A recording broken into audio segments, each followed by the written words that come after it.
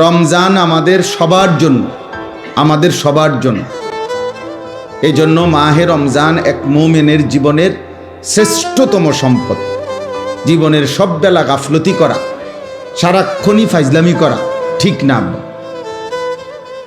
সব সময় মানুষ খামখেয়ালি করা এটা ঠিক না। এই জন্য মাহে রমজানের সামনে রেখে আমাদের প্রত্যেকের জন্য উচিত যে রমজান সম্পর্কিত কিছু কথা শোনা।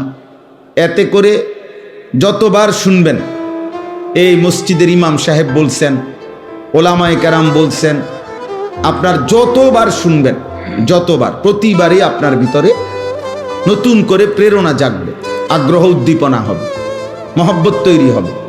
এই জন্য আমি সবাইকে বলছি, দোস্ত, সামনে পিছনে কেউ একজনও মোবাইল টিপবেন না, এবং মোবাইল দিয়ে হাতে ধরে ভিডিও রেকর্ড করবা না উচিত।